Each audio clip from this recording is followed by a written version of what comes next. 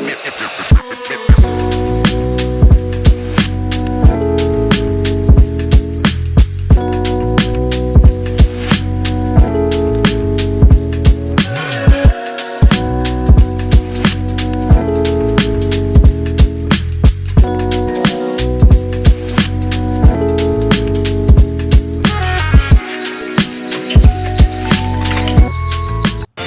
baby. Man, it feels good to be back in the lounge. It's more comfortable over here. Eric's not on, I can complain. What is up, everybody? Welcome to the DNVR Nuggets Podcast. Let's go. Let's go. Live from the DNVR Toyota Lounge, right here above DNVR HQ, a.k.a. the DNVR Bar. You guys can hop in the Toyota chat, join us in conversation today. And oh, what a great conversation we're going to have. I always tell you guys, over the weekend, I feel like stuff happens. This turned out to be a 3-day weekend for me, not on the show yesterday. So I'm fired up. I've been thinking. Yeah. That's not like you. I've been doing some thinking about the Denver Nuggets. We're going to get into it. Plus, we're going to start with a report that I can't wait to laugh at. Nice. We're going to talk a lot about lineups. We're going to talk a lot about players whose reputation will change this year. Good stuff. I got Brennan Vogt here. How's it going, guys? I furthered my transplant status, my well-behaved transplant status today. I got myself a membership to the Denver Botanic Gardens. I'm really excited. Oh, nice, man. I've converted myself. I'm a full-on Cheeseman Park now guy now, and they have a back gate into the gardens. Oh, that's great. So I'm going to get a fob. Anyway, it's a whole thing. Are you going to learn all about the plants? I don't know. Dude, you should become, because I'm telling you, that's how it starts. You're going to be into birds soon. I'm going to sit and read there a lot for sure. But I'm gonna learn about plants and maybe birds one day. When you walk by, don't you just want to know what kind of plant it is? Oh, it's a petunia. Well, now I have all the time in the world to find out. Yeah. You can catch me outside. You're kind of dressed like a potted plant. You kind of do look like a green plant. Well, I'm just saying you have like you got a green thumb going. A green thumb look going. That's me, guys. That's very me. Earthy colors. That's me. The man with the wind in his hair, Harrison Wind. Last time I went to the Botanical Gardens, we went for the Christmas lights. That's a good one too. And it was like negative 10 degrees out. Yeah, it can be It cold. was the fastest I've ever walked through the Botanical Gardens in my life. You just sped walk through it. We were like, should we even go? It's negative. We bought tickets. Let's just go. I know that feeling, man. Some news and notes to hit here at the top of the show. Happy birthday, Mr. Nugget. Happy birthday. Should we just sing happy birthday? We shouldn't, but in spirit, we should feel it. We should feel it. No, we shouldn't do that. How old is he? He's 30. 30. He is 30 years old. I actually like to think of him as timeless and ageless myself. Yeah. Well, he's been a Nugget since before there was time, as we understand it. He'll be a Nugget after there's time, as we understand it. He's always been and always will be a Nugget. Yeah. What do you guys think about it? How should we celebrate his birthday? With the Orlando Magic. He was still a Nugget in spirit there. We just didn't know it. How should we celebrate his birthday? What do you give the man who has everything? I know. I mean, who gives everything? He really does have everything. I don't think he wants anything from us. Have you guys seen his skateboarding video? Yeah. Yeah. If you haven't seen it, and I don't think we have it, because it's like on like Reddit or something, you probably won't be able to find it. He is like really good at skateboarding. Well, one of his old prospect videos, back from his highlight days, he's on a longboard out in SoCal. I can see him on a longboard. This has always been a part of his vibe, but he's really good. The video I remember, at least, because that might be one. If somebody has that, send it to me, because I want to see him riding a longboard. I remember one where he's in his basketball AAU jersey with a backpack with a longboard in it. Maybe that's the one. Maybe it's the coolest. It's the coolest anybody's ever looked. Yeah, I mean, he's looked the coolest anybody's ever looked so many times. It's always good to remember, like, Aaron Gordon's vibe makes even more sense when you remember he's from Southern California. It all clicks into place. Is he North Cal? Is he San Jose? Well, Where is that wait, is he NorCal? Yeah, I think he's NorCal. I think he's Santa Clara. Santa Clara. Oh, so that's like mid that Central Coast. Central Coast. Close enough. You know what I mean? Like, the vibe's there. Kale, are we allowed to watch some Twitter highlights? All right, why don't we pull them up there on the sheet just to celebrate some of the good moments that we've had. Hey, just a nice reminder. This video is really long. We can just watch the first one. But a nice reminder here from the NBA. There were 5 game winners in the playoffs this year. 2 of them belong to Aaron Gordon. Man. 2 of them belong to Tyrese Halliburton. So between those 2 guys, 4 That's of crazy. the 5. If you don't remember, we talked about it yesterday. Aaron Gordon game-winning putback dunk, and of course, the 3 to steal game 1, which was a real moment to be in the building for. What a treat. Yeah. The game 1 is one we don't talk about nearly enough, Because, we talked about that alley-oop to win that The game 1 one's better. That one is almost like a stroke of luck. It's a great play. He goes up and gets it. Yeah. Dunking wasn't hard. He just had the presence of mind to get it, which we obviously love. And what made it spectacular was how close it was to the last second. The shot was hard. Game 1 versus OK, that play was just awesome. Westbrook pushing the ball, getting it into the paint. AG, no doubt 3. That was just such an awesome play. Aaron Gordon also, you guys, in the series with the Thunder, hit the 3-pointer to force overtime, right? In game 3. Do I have that right? Yeah, I think you are right. So if well, this is the one to win. We talk about the Clippers one because they won that series. He actually had more heroic moments in the next one. Yeah. And if he had won it, it would have been the game 1-3, the game 3-3, and the game 7 hamstring strain. That's a tough shot, man. Cashes it. You were in the building for this? It was unbelievable, man. Yeah, this was the most shocked I've ever seen a fan base ever. I was shocked, really. And all of a sudden, it all felt possible. And it really was until it wasn't. Yeah. Shout out Aaron Gordon. But you know what, guys? Those are the highlights we remember from that series. There's another one here, Kill, that I think is a bit forgotten. And again, we know they lost, but happy birthday to Aaron Gordon, a big-time dunker. Oh, man, I forgot about this one. Do you guys remember this big-time dunk on Chet Holmgren? He dunks. Climbs the ladder. I did forget this one. How did I forget it? Because, we talked all year about how he's not as athletic and it's all about threes. He busted this one out in the semifinals. What an absolute treat. Unbelievable. Threw him. That's one of the best shot blockers in the NBA. Yep. Probably the second best. And 2 more classic all-time Aaron Gordon highlights to relive. Guys, I had to go looking for this one because Aaron Gordon game winner Clippers. The SEO is a little buried. Yeah. How about Aaron Gordon from the corner? It? Yeah. You found it. Jokic finds Aaron Gordon in the shooting pocket. One of the best work. passes we've seen. Aaron Gordon in overtime ends up being the winner. Dude, I loved this game. Was one of my all-time favorite games, man. It was a Jokic masterpiece, masterclass. I mean, you look at Jokic there, just rarely struts that hard. You see how hard he was strutting there? This pass was unbelievable. And it's all because a pass like that. Come on. I know, because Jokic was in full takeover mode, but still, AG hits the corner 3, and look at Jokic. That was such a ridiculous pass, too. Just double team like that. Yeah. Oh. And of course, I do remember this one. Might as well throw this one on here, right, in case you forgot. Landry Shamet hasn't. Bro, you want to know something funny? That's a 10 out of 10 dunk. The Chet Holmgren one's like a 9.9. I know. It's not that much worse than that one, and this is iconic. In the league. Really, really crazy. People don't forget Landry. You know what I mean? We haven't forgotten. Happy birthday to Mr. Nugget. Another piece of news and notes. Good stuff on that, man. Another piece of news and notes. Sam Amick reporting. I don't know if you guys have heard the news. I haven't. What's up? The Warriors are going after Jokic. Oh, really? Wait, hold on. Let me reread this real quick. You got that right? I think I got that right. The Warriors, who are well aware of Milwaukee's Giannis Antetokounmpo and Denver's Nikola Jokic, both have a player option for the 27-28 season. Stop. Yeah, they're aware of that. They're aware of their contracts. I mean, I'm not trying to report anything here, but he did mention that the Warriors are aware of that. They've logged on and looked at their contracts. Okay. I mean, I don't know if every team's aware of that. I mean, teams probably should be aware of it. Well, I mean, it's a good thing to be aware of.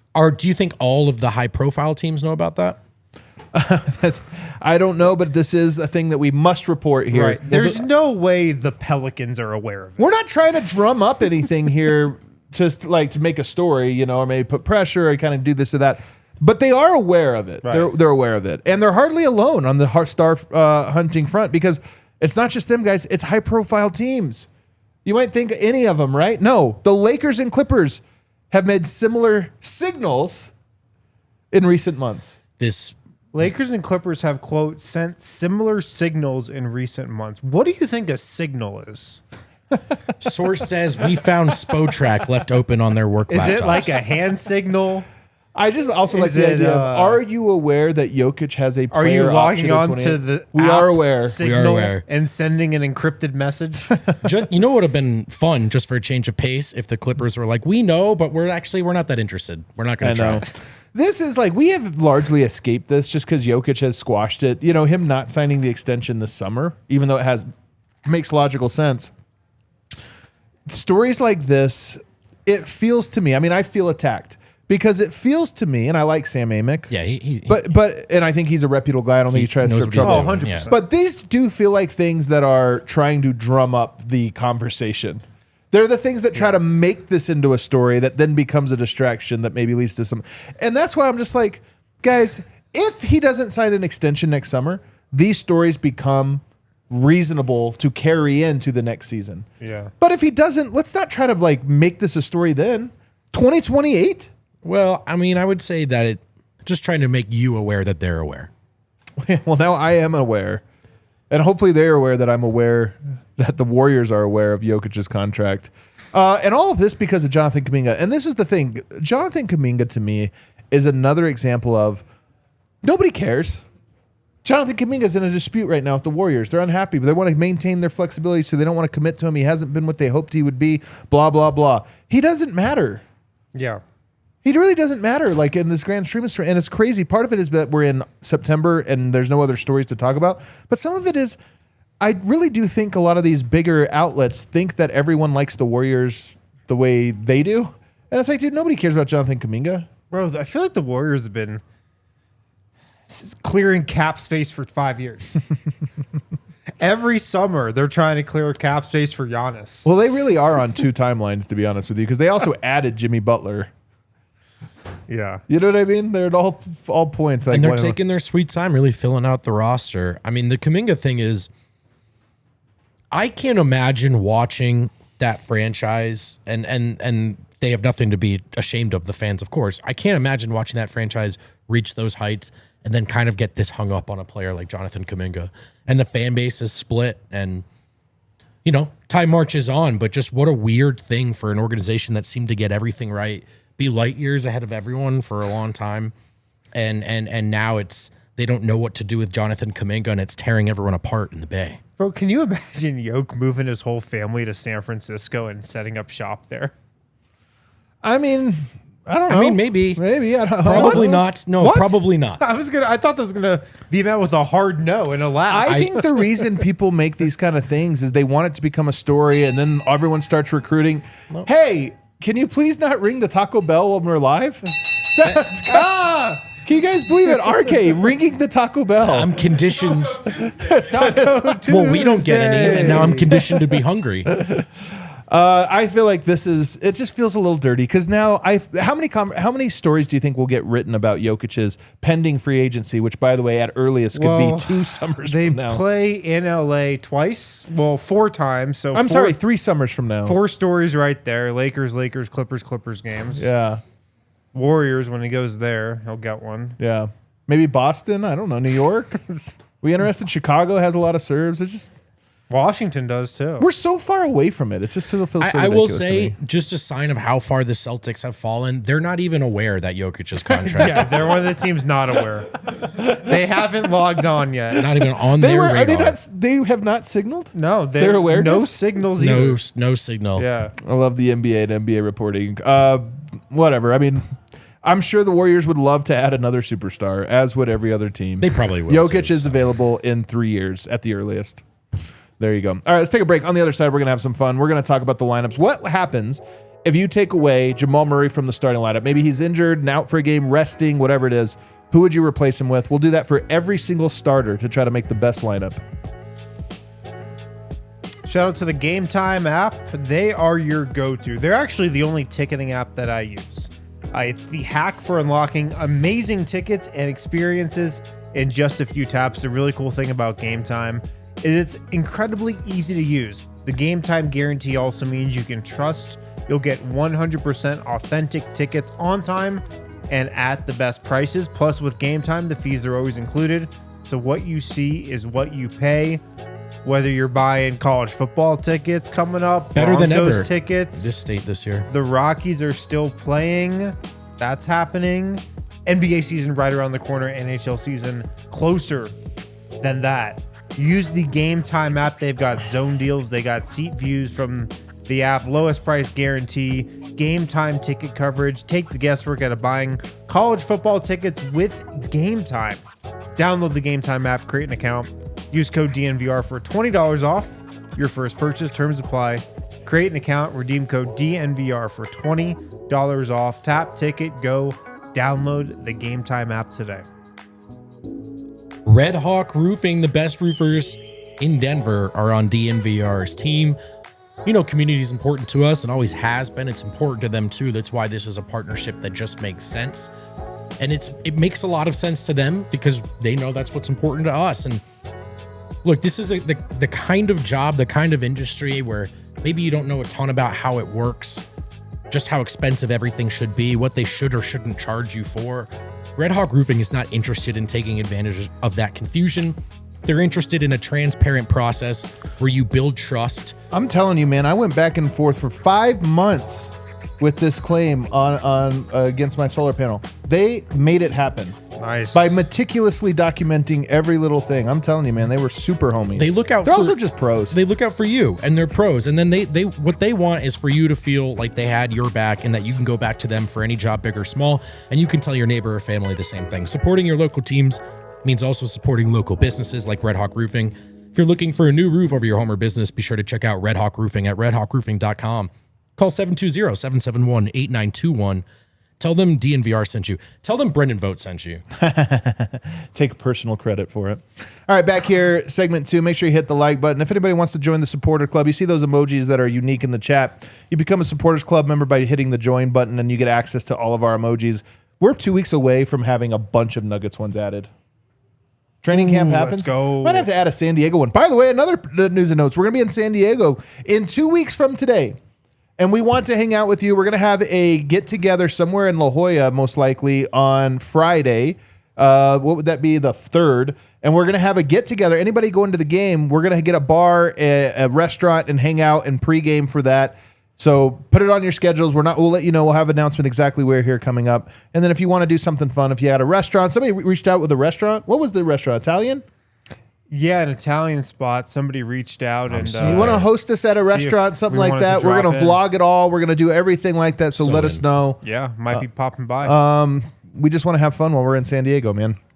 All right, let's get into this. So throughout the year, there's always guys in and out of the lineup. I'm going to go ahead and predict that the 5 starters will not all collectively play 82 games. Probably a good prediction. So in the moments when somebody is out, who would we replace? Let's start, Kale, with Jamal Murray out of the lineup. If he is not ready to go, who starts? And how good is the team? I mean, this is the big one because the two-man game, anytime it's Jokic or Jamal, it feels like it's big. Yeah. What happens here? Well, I mean, we had a similar scenario happen a lot when the Nuggets won the championship in 2023. And I think that was usually Bruce Brown, right? I think in a pinch, it almost feels like he's the most likely one just because the familiarity. Yeah. Like whether he's the best option or not, you at least know what you're getting out of that. Yeah. Let me look up the starting lineup. So, I mean, that would be my first thought. It was my first thought as well. You know, Bruce Brown, we'll see what exactly he looks like. Is he still the same player he was in 2023? Is he a little bit worse? We'll see. But just in terms of familiarity with, the system, these guys, the starting 5, he's played a lot of minutes with, 3 of those 4 guys. Yeah. If you put Jamal Murray in, he's played a lot of minutes with 4 out of those 5 guys. So he seems like the most natural fit. He can play point guard. He can play off the ball. The size, the two-way ability. Default, I'd say Bruce. I am going through 2023. It was almost always him. Yeah. Exclusively him starting in Jamal's place. And I think the first time that it would happen this year, they would turn to Bruce. It seems like the quote-unquote safest option that there would be. I think there's Bones Highland was on the roster that year. I think there's a discussion for the first half of the year. That's right. Yeah. I think there's a discussion underneath that. Like, so let's say, I mean, honestly, God forbid, let's say Murray couldn't play game 1. Bruce is going to get the start. Would it be that way by game 82? Right. Is a different conversation, I think. But Bruce would be the first look. So here's the thing I think about this lineup, because on its surface, like day number 1, is this a good one? I think any lineup with Jokic is a good one, so it's going to be a net positive, even if it's clunky. But I really think that this is why Aaron Gordon and Cam Johnson, and to a lesser extent CB, it's the number one thing I'm curious about in Adelman's offense, as well as just the development of all 3 of those guys. I feel like either one of them can kind of step into lead ball handler. Where you struggle is if you play Oklahoma City, they're going to pressure you on ball, and and that's going to get tough. But most teams don't have the guys to do that. There are a handful of teams. So outside of that, I think AG can become your entry guy. Cam Johnson can be raise his ball handling. Even CB, I think, a little bit. And then, of course, if it's Bruce, he can do some of that too. So to me, I think that lineup works, but it definitely is a weaker lineup than what I think you'll get. Defensively, interesting. Bruce, CB, AG, Cam, I kind of like that. Might actually be better defensively. Yeah. I mean, Bruce is a solid defender. He's tough. He's physical. He knows defense. He likes to defend. And I mean, if you think back to when he was on this team 2 years ago, like his energy and just how disruptive he was as a defender, it was massive to the Nuggets DNA. And he's not going to go and try to score 21 points per game as well. Yeah, he knows his role. So there's more energy for defense. That would probably be where a lot of his effort would go. And this is one of those scenarios where, yes, technically you've got a couple of guys. Aaron Gordon helps. That could bring the ball up the floor, make an entry pass, hopefully, fingers crossed. But it's Jokic running the offense. You always say, like, Jokic is the point guard out there. I mean, we've learned you actually do need point guards, I think, especially in a playoff series. But a regular season game, Murray's out. You can get away with Bruce out there for sure. We've seen it happen before. If Murray is out, I think Pickett is in the rotation that night for sure, just because it's like you need another point guard. Bruce starting, so you need another one. We've seen Malone do this a lot where we're not going to mess with the bench, so we'll just elevate the third string guy to the first string. There you go. Pickett was really good with Jokic last year. Would you I'm not saying it will happen, but would you like a Pickett and the starters lineup? Yeah, because I think, if you're just looking for lineups that feature Pickett, you want a lot of weapons around him for sure. And you want to just let him facilitate and set other guys up because that's what he's best at. So if you have a Cam Johnson, an Aaron Gordon, a Yoke out there, it just gives him a lot of options of guys to get the ball to. He can kind of play true point guard, in that lineup per se. And space the floor as an off-ball guy and defend. I think he would be a very good team defender. I actually think that lineup in small doses would be really, really good. I don't think obviously the Murray lineup's going to have a higher upside, but I'd be all for it. I think you guys are right, Bruce. Is there anyone else we should explore here? Like, if it's not Bruce and it's not Pickett, who would be the next person that could even conceivably start? I mean, maybe you just throw another shooter in there, and it's a Hardaway. So no point guard at all. And you have, Yoke and AG and CB handling the ball a lot. I was even going to nominate Julian Strawther and get really wild at that point. Yeah. Because they've talked about using him as a secondary ball handler, break glass in case of emergency, but these are all less likely than what we outlined. I think you're right. Is there any scenario where you see that lineup happening? Those four guys, not Bruce, not Pickett, over under 0.5 games this year starting? I'd take under. Yeah, probably under. You just go back to the championship year. Unless there were just some random ones not on the team right now. Yeah. There were some random games where it was like, that's Vlatko Chanchar started that year in the game just randomly. Sometimes multiple guys are out, and then things get crazy. Yeah. But all right, the next one would be without Christian Braun. So you have Murray, Cam Johnson, Aaron Gordon, and Jokic, but you need a number two, a two guard. Yeah. I think this is the easiest one on the board, personally, fellas. What do you do? Tim Hardaway Jr., come on down. Shooting threat. Tim and Cam, newfound sharpshooter or newly formed sharpshooter Aaron Gordon. It's a lot of spacing. That's a lot of shooting, especially in a regular season environment. Does it change your defense? Absolutely. But I'm thinking Jokic in February with that lineup against any given defense. Yeah. Good luck, man. I'm thinking Hardaway too. I think it's likely him as well. He does give you ball handling. I think that's a phenomenal offensive lineup. Like I think you have a lot of spacing there, and you probably have a lot. And it's probably great against a lot of good teams. You go up against a high-powered offense, though, or even just a high-powered backcourt. Like, let's say if you play Minnesota.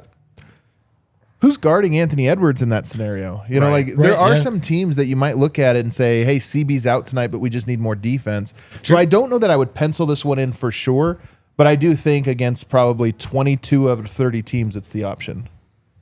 Yeah, defensively is interesting because you really don't have another option there other than Bruce. And like, we think Bruce is going to be a really good defender, similar to how he was in 2023. We think he's still got a lot of that in him. But just kind of thinking about it now, not a ton of options defensively there to fall back on, because that's definitely not Strawther. We know that, at least right now. And, past that, there's really nobody else to throw out there at that position. Does this make you change your opinion if I say, forget who starts, who closes a tight game? Yeah, I think that could definitely be up for grabs. At that point, it could be Bruce, right? Yeah, I think maybe it's Bruce then. And I guess, look, if multiple guys are out, there's a chance where you get Funky and like maybe even Peyton sneaks in there somehow. But in this particular scenario, I think it's Tim Hardaway Jr. to close a game. If it were a playoff game, maybe it is Bruce. Maybe it is. What about Peyton Watson here? He's replacing CB. You have Jokic, Murray, Cam on the floor. That's a great offense, like insulation for him. AG, obviously, there. He's not a two-guard by nature, but if he has to do Christian Braun's role, I think I might like him in that spot, especially if we talk about closing, not necessarily starting. Yeah, I mean, I know I was just saying there's not a lot of options there. I wasn't thinking of P-Watt just because we haven't seen him at the 2 a lot. Yeah, he's more 4 than 2. Right. But if you really think about how this roster is constructed with more shooting and just better depth all around, more balance, it's way more set up for him to maybe play the 2 this year than it was last year, per se. Yeah, I agree. Just because you have the shooting around him. You have the depth. You can mix and match with better lineups. Last year, it just wasn't going to work because you put him there, you just have no shooting. Now, you might be able to get more shooting around him. How good would Peyton Watson be if he was just the full-time shooting guard? I think Christian Braun's better at it, and that's more natural position. Yeah. But how good would he be by now if he had all those reps in that lineup? That's a really interesting question that I'm not sure about. Look, the obvious hang up on that is the shooting part of it. Yeah. But I had considered this possibility. I had worked myself there as well, especially because in a regular season game, I actually think Peyton Watson's corner 3 numbers were way more encouraging than people might know last year. Maybe flash in the pan, maybe something he has a chance to get much better at. It's obviously the best defensive option. And look, you're looking for ways to get Peyton Watson minutes with Jokic. Yep. Is he good enough to play with Jokic? Very, very well could be. I'd say even probably. We've seen it so far.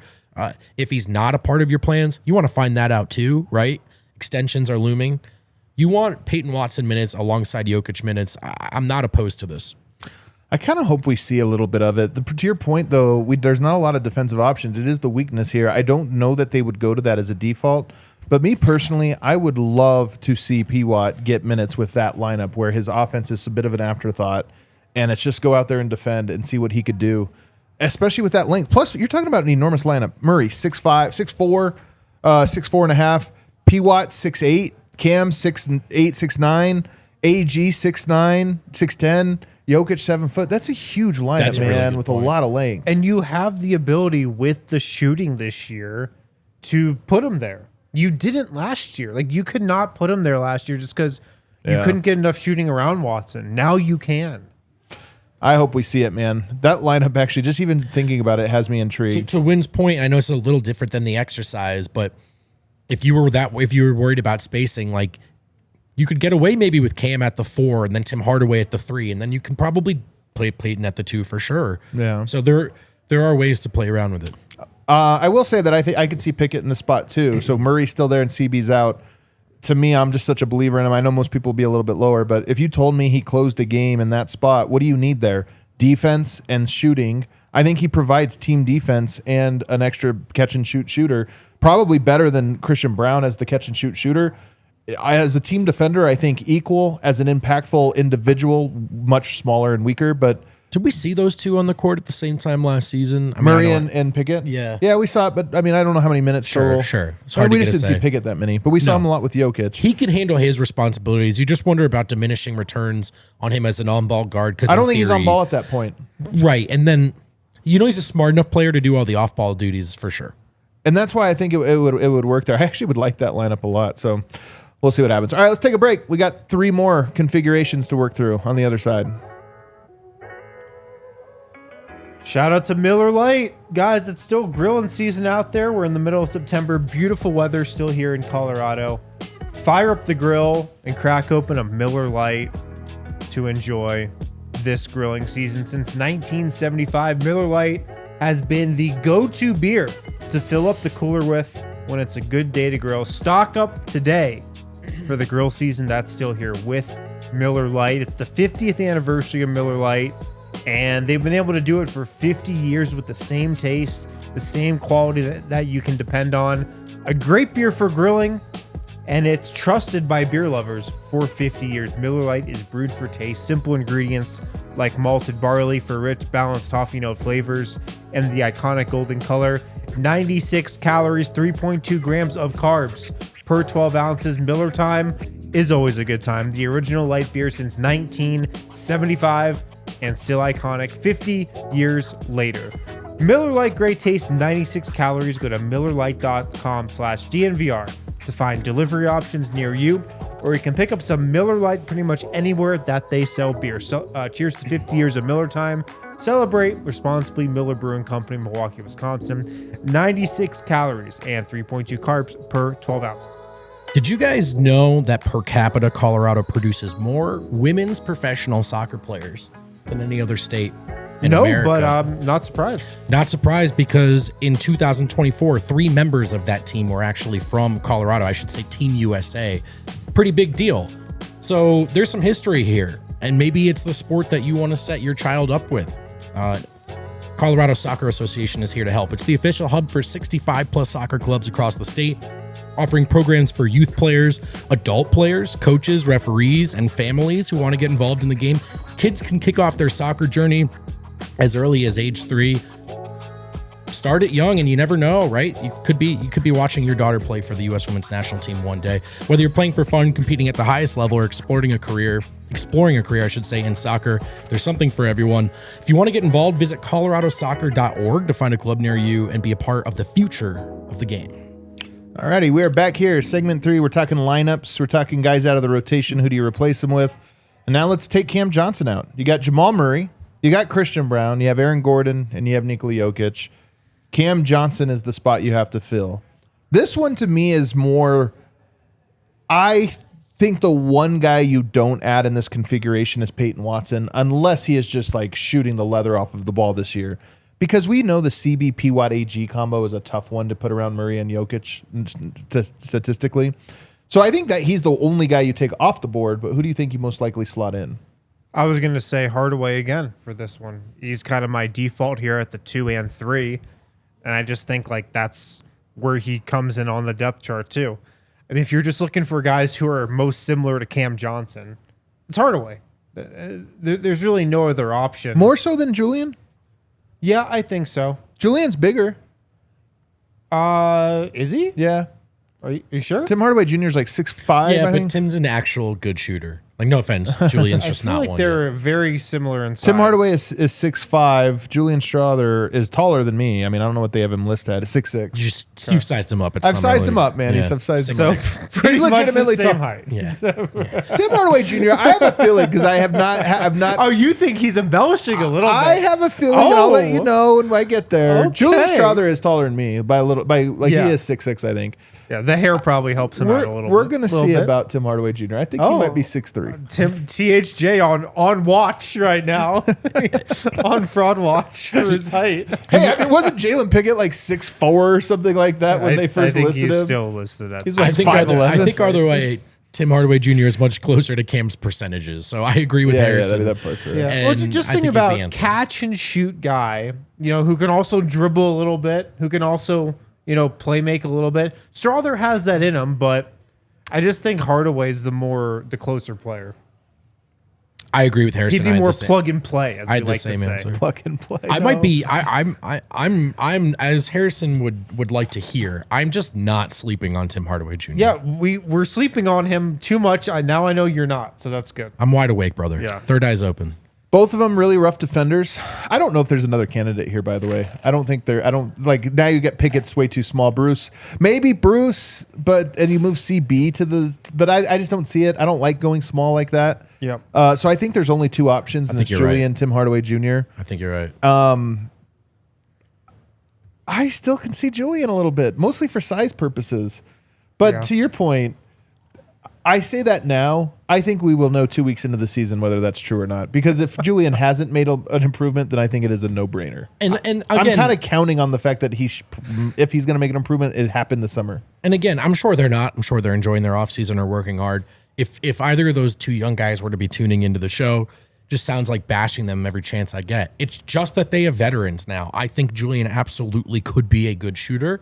Tim Hardaway Jr. is a good shooter. Yeah, I think it's fair. Great point by J.K. Walrus in the comments. Part of Media Day should just be Adam personally measuring each player. At this point, it's that going should to be a station. You know, you get your team photo taken It's not with even the an official basketball. measurement. I'm just looking. Then I'm you just kinda- have to go eye to eye with Adam next door. And I'm like, nope, Julian. Nick O'Hare gets a tape Next. measure out. I bring in Duran. That's so good. I don't know. Let's go to the next one here. What if AG is out? You have Jamal Murray, Christian Braun, Cam Johnson, and Nikola Jokic, but you need a power forward. Is this not the biggest question of the rotation right now? I think it's the most fun one because you can go a lot of directions. I think it's the unknown one. So Cam Johnson can be a power forward, so you kind of open up both 4s and 3s. Yeah, All right, I have two names here. go for it. Who's the first one? Put them in order. You have to pick one, and then you can say who was right there. All right. I feel like the chat's going to yell at me for this. Everyone doesn't like when we do it. Is there a better option than Peyton Watson at the 4? Peyton Watson was great when he filled in at this very position last year. Right, because this is where he was best You're right. at. Just to clarify, this is Watson at the 4 alongside Jokic, not Correct. Watson at the 4 off the bench. I think it's pretty clearly P-Watt. what I had. That was the lineup, by the way. Oh, no, it was with Westbrook, too. Sure. When they beat the Oklahoma City Thunder in the regular season last year. Their other options traditionally are Zeke or Holmes, but I just feel like that's either hopeful or maybe ahead of ourselves. I'm going to save the secret option for Harrison in case he wants to. What would you say the other option was? So you said Peyton. I think we just said P-Watt so far. Okay, I'm going to save it for you. I'm going to see what Harrison says. I think P-Watt is clearly the number one option. Then you can go a number of different directions. Last year they were 4-3 when he replaced AG and no one else. Is option number 2, because I think it seems like the three of us are agreed it's P-Watt. Is option number 2 Jonas Valanciunas? No way. Like, I know it's ridiculous. No way. There's no way.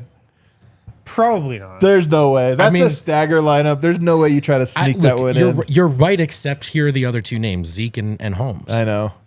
Or you try to go, you're right. Or you're right. You know? It really is just that. So- Because you can go Cam Johnson at the 4, but not without, not with Tim Hardaway Jr. or Julian Strawther, because now you're like no defense. Right. So yeah, you're right. It's one of Peyton. Like, if we stay true to the exercise, we have to pull someone off the bench to fill the 4. Peyton, Big Val. All right. Zeke Nnaji maybe is good in these moments. Never gets to play with Jokic. Talk about having the table set for him. You know, like that. This should be his, in theory, easiest job. Come on in. Come on down. Come on in, Zeke Nnaji. I think he's the And then Duran Holmes, honestly, same thing for him. If you're Duran Holmes and you want to get minutes as a rookie, is there a better role to play than the stretch 4 in AG's absence alongside the starters? Oh, it's perfect, man. Guard your tail off and knock down a couple corner threes. It's perfect. And this whole discussion goes into what I think is just the most fascinating topic heading into the season. We just don't know what David Adelman thinks about a lot of these guys and the positions they might play. Does he think Zeke's a center? Maybe. Right. He might. Or does he think he can play 4? Crazy suggestion from Big Honey in the chat. The Brooklyn Nets have done this before. Bruce Brown at power forward. Have the Denver Nuggets done this before? Yeah. I mean, yeah, But you really just end up having Cam Johnson, it's Cam. probably. That's kinda cheating, there are right? some teams I think you could do that. I think it's clearly Peyton Watson. But then. remember when Brooklyn literally put him in the dunker spot? And he did that for like a month and a half. I don't back think in he the day. loved that. No, he didn't like it. I think it's Peyton Watson who would be great at it, but I would not be surprised if it was a Zeke or Holmes, which kind of tells me that I think Zeke and Duran combined will have like 8 starts this year. Zeke was one of my stock plays, and so was Big Val. I'm trying to just one way or another. Someone's got to play here. The last one we have for you here is Jokic out. So now you have Murray, Christian Braun, Cam Johnson, Aaron Gordon. In previous years, Jokic out, no matter who's in, it just felt like, oh my God, are we going to lose to whoever plays? I feel like the Nuggets have an option. I think it's an obvious one, but I feel like they have a couple options here. Well, Big Val. Go right to Big Val. Number one option. Right to And Big don't Val. you feel like that team is, I mean, again, you don't want a long absence, but Jokic misses 2 games in a row. You can don't win go those like, games. dang it, we're going 0-2. Bro, that team could get home court in the East at 5. That's a 4 seed in the East at worst. Yeah. So, yeah, it's the best option they've had in the Jokic era. The offense is going to be good, I think, still, when you have, Big Val in there for Jokic. I think the defense will probably suffer a bit. It will. Well, I mean, depending on how locked in Yoke was. It's a great option. After that, hold on. Let me give it to Vogt there. Let's say it's not, because we saw Big Val struggle in pick and roll. They got the Warriors tonight, or some team that's going to really make them go on the perimeter quite a bit. What else are you really doing, though? This is what I'm trying to say. I'm just putting it out there. I'm going to let you get crazy, but I literally don't know what I would do. Duran Holmes, that seems like a bit much for the kid.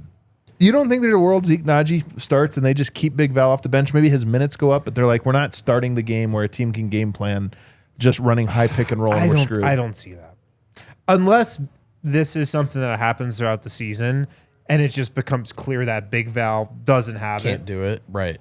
Maybe that's something they get to second God, half if we of the get Dario year. Saric 2 years in a row where we get excited about a backup center and it doesn't work. One thing this exercise has I revealed. wonder what Aaron Gordon's going to say about Big Val Oh, no. at media. What if day. he's learned his lesson? He says nothing, and then Big Val's amazing. One of my big takeaways from this exercise, which I think we all kind of enjoyed, thought right? about. We had fun. We had fun. We got closer as friends and podcasters. Right?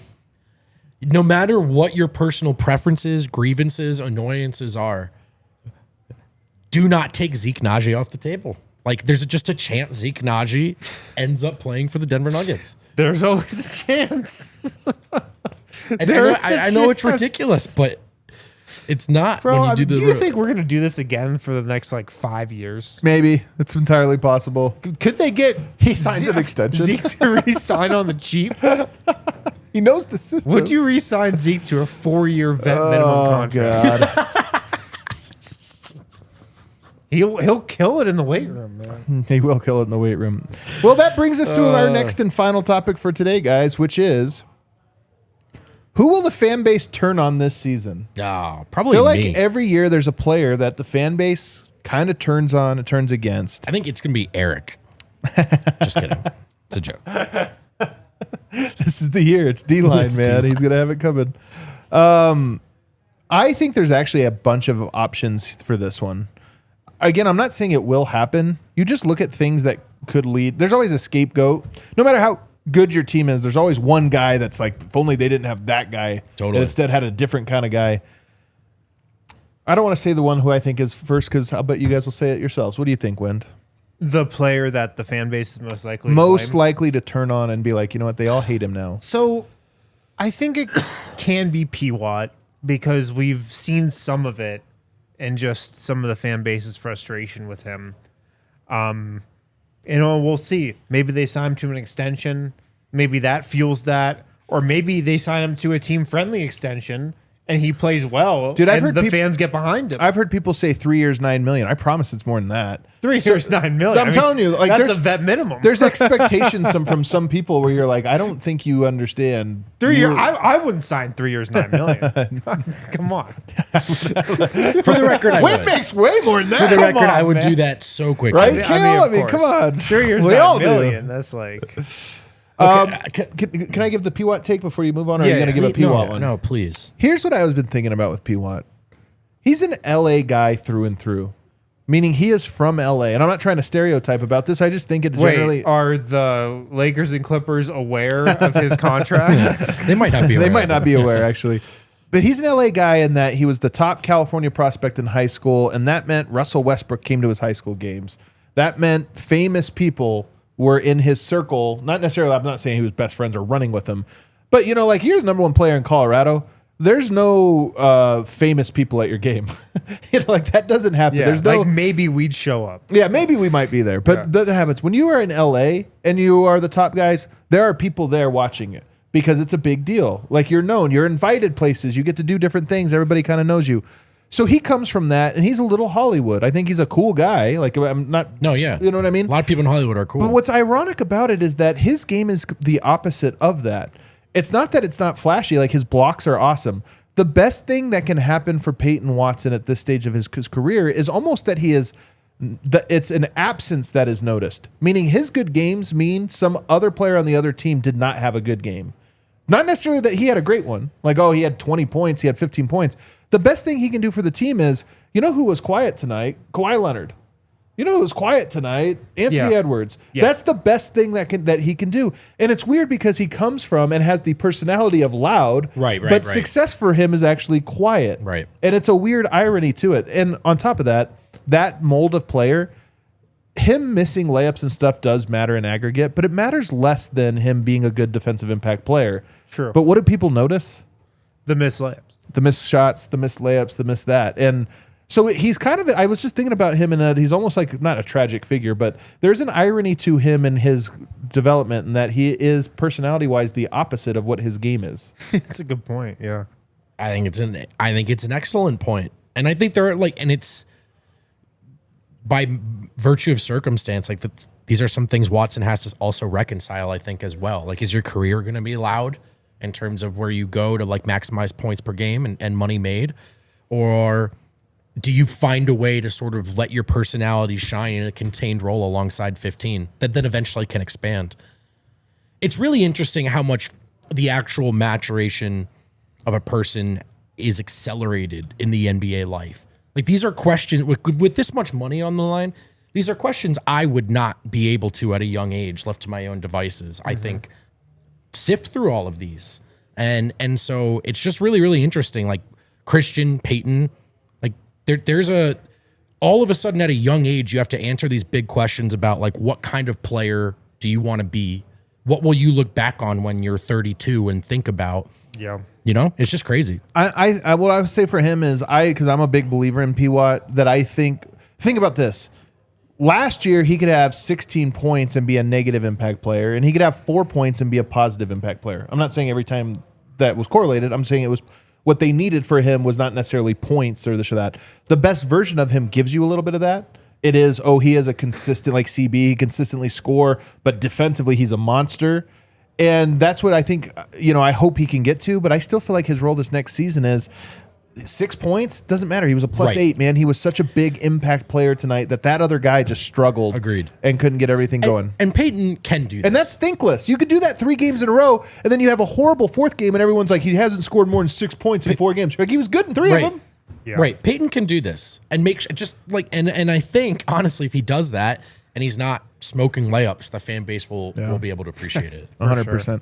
All right, who are some other candidates? Because I'm not convinced it's going to be him. I mean, some of this has to do with the contract. If he does sign a big contract, I think the lens gets even brighter on him. But who else? I hate to be painfully on brand, but I think it's the fellow who did just sign a big contract, and that's Jamal Murray. I mean, if it hasn't happened already, not that's a bit much because he has a huge fan base. I think Jamal Murray's the other top option. You think he's the number 2 option? I think he could even be the number 1. Yeah, I think he's. Wow. I don't see the fan base turning on him though. Fan base don't turn on stars. To be honest, I think if this is a very specific scenario, but I think if the reason the Nuggets don't win a title this year is maybe Murray came up short, I think it could happen. Yeah, that's like the end of the season, I guess. So it's just a little bit different. During the season, I mean, sure, if he comes out and looks... honestly, it started to happen during the season last year. I think so. And can Jamal have a great regular season? Yeah. Could he have a great start to the year? It could definitely happen. I think the odds are he has a pretty similar regular season to last year, though. Yeah. Just because that's what he's done over his career. Good. That's really good for Denver. But it's not really what this fan base wants. Jamal, man, I didn't even consider him just because I felt like that was more of a yes next summer. Maybe people can start to turn on him. Do they need to trade him to give Jokic help? One of those. But look, the Nuggets are so talented and so deep. They don't need Jamal Murray to go above and beyond and be Superman. They just need him to do what he's done the last 3 years or so, where he's put up pretty much identical stats year to year. That's all they need. We don't need Jamal. Will the fan base be upset with that then? Because in that case, I think if he's available, he's available and healthy and in shape, and it also depends on what the Nuggets record looks like. If he's doing that, and the Nuggets are at the top of the West, it's all good. Yeah, I agree. I do think there's something too. If he has somehow a marginally, like he has a shooting slump in October, November, it doesn't matter anything else. Even if it's just that, just a slump or whatever, I think the fan base will be like, I don't know. And then there's the Murray kicker, which is he could always earn it right back in the postseason. I think Julian Strawther could be a little bit of this if he plays. I think the reason he's insulated a little bit is if he doesn't play, there's just guys that play in front of him and he's not in front of everyone. But I think Bruce and Big Val are also on this list because Bruce is a minimum signing. He hasn't been the same. Fan base is hyped for him.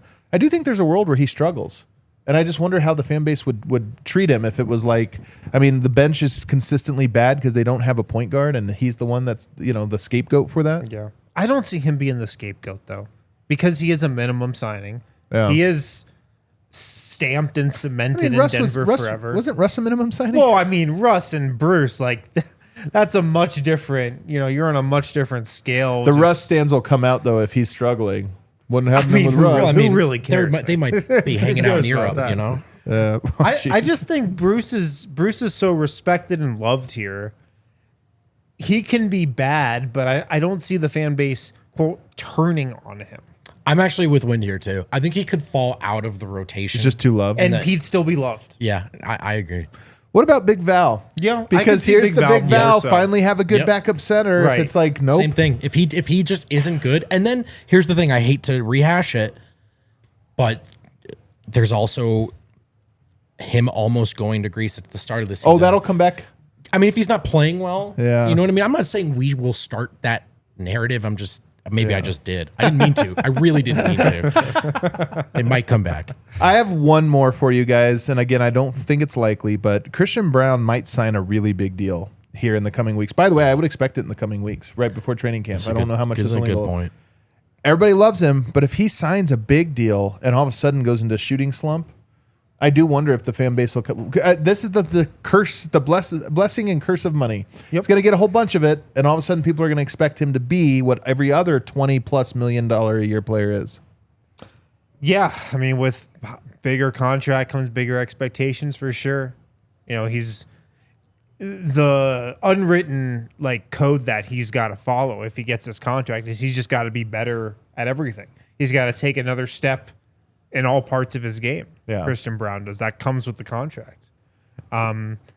Especially if he gets that huge money offer and we're comparing him to other guys who have similar types of contracts. That's where it could really get interesting. He's never been compared to other players, Yeah. Think about it. When nobody's comparing him. He's a very unique player in this day and age, I feel like, because he's not a specialist. But as a role player, he just kind of does everything well. He might get Drew Holiday money, and then people are like, he's not Drew Holiday, but he's somehow making the same amount. And by the way, I want Christian Braun to get all the money that he has earned, and it works out for the Nuggets. I'm not eager to be, try to talk about why a guy is not worth money. I want Christian Braun to be rewarded for what I think has been a really strong tenure as a Nugget. There's just a cap sheet reality to if that guy's your fifth starter and all of a sudden he's paid a ton and he's not being guarded in the postseason again. Yeah, those conversations will turn up. Yeah, it's off season. We're talking about we're setting the table here. We want the Nuggets to be great. I'm happy. I was thinking about it today. I've spent all season being like, no, I wouldn't give him $30 million. No, I wouldn't give him $30 million. That's the funniest thing is when you're negotiating somebody else's money. And Christian's really no, man, I actually would really like the $30 million. Like that. All right, what about, let's end on a positive note. Which unloved player is most likely to become loved by the fan base? I think there's only 3 players. I think they are Zeke Nnaji, Hunter Tyson, and Jalen Pickett. I think every other player is either a neutral or a positive viewed player. And I don't even know how the fan base kind of turned on Pickett a little bit to kind of show him a little bit of love to his last year. But Hunter Tyson, Zeke Nnaji, and I'll say Jalen Pickett are the 3 guys. Who of those 3 do you think is most likely to change their fortune? Man, that is the toughest question I've got on this show in years. If I told you that Ball Arena was going nuts for one of these guys consistently. I think it's Jalen Pickett. I'm not. The Pickett line? I'm not trying to. Yeah, I'd probably say Pickett. Does he have the shortest leash, the shortest to prove? Jalen Pickett has 4 good games, the fan base might be there. Zeke Nnaji has 4 good games. It's good, man. You need about 40 more. Yeah, probably Pickett. I just think also how unique and weird of a player he is would, relate to the fan base too. Because people like rooting for weird players, especially if they're your guy. So true. So Jeremy Lin came in and it was Linsanity. Yeah. First blog post I ever wrote about sports was about Linsanity. Yeah. Because it was weird. It was like a little different. We hadn't seen it before. Wasn't very good, but I got there eventually. I think it's Pickett. I think it's Pickett. I think this one is very real. I mean, Pickett has a triple-double in a starting lineup as a Denver Nugget. Like you can he has the 11th most triple doubles in Nuggets history. This is what I'm saying. You can laugh at me for that sentence, but it's not nothing. That's some good English for you. Can we just entertain the idea of Hunter Tyson? Like, this feels so out because he just has never I don't played. know if we can, man. And I'm not trying to be. I'm not. You're talking about first team all summer league, Hunter Tyson, 2023. He had Thomas and Maxon are going crazy. In all sincerity, I don't see it either. But just what does it look like if there was a little Hunter he moment? just hits like 5 threes in a game, 4 threes in a game. But one game is not going to do it. Like, that's like if FanGoal goes crazy. I'm saying, can you imagine a stint where he just was in the rotation for whatever reason, played well, got another chance, played well, and had like 4 or 5 games where the fan base is like, Hunter season. I can't. Hunting season? I can't. I'm not. There's no world. It's huntering season. I have tried. Like, there's probably no world just because they have the guys this year. Yeah. Like, that makes it way less likely. If they didn't have Tim Hardaway Jr. Oh, what's up, D-Line? They didn't have Tim Hardaway Jr. Yeah, it'd be way more likely. Did we say something so offensive that Eric drove in to correct the record? Oh, that's right. We do have a meeting. Eric, we're talking about Hunter Tyson. Eric, do you want to hop in? What if Hunter Tyson had a phenomenal season? Can you see him having a moment this season? What about Zeke? All right, yeah, honestly, real quick, because we have to get out of the show here, but let's do the Zeke one here. There is a world, and I just said, you guys don't want to do it. This one I can see. There is a world. I'm not picking it because I don't think he's going to get tons of chances, but there is a world. We just said it. If Aaron Gordon was out for 10 games or something and he was forced to play, there's no pressure. New coach out there. I think that was a lot of baggage. Well, that is a question. What does David Adelman really think about all these guys? Maybe David Adelman right now. I don't think so. But maybe right now he's in a coach's meeting with him and, Jared Dudley. And he's like, man, I see a role for Zeke this year. Well, Zeke's been around.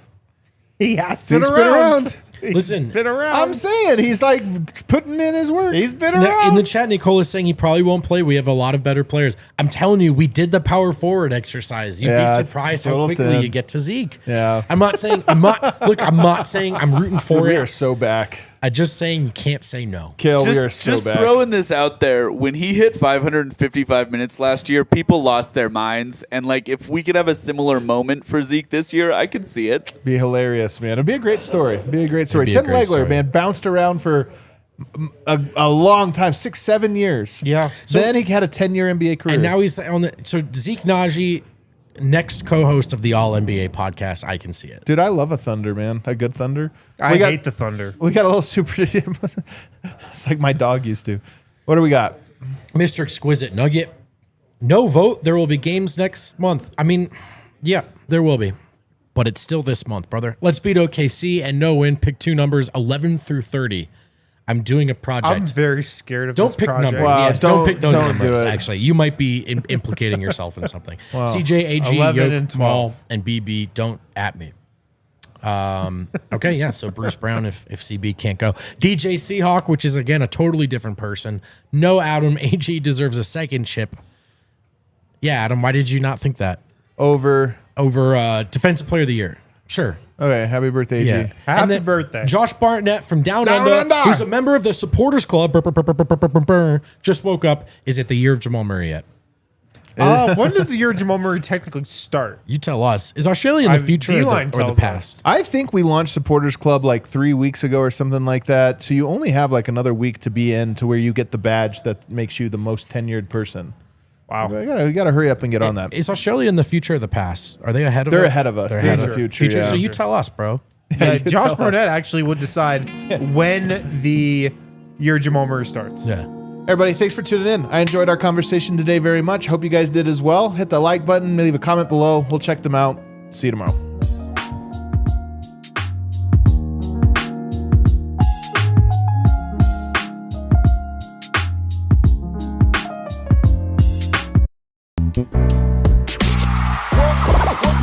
city like the mayor.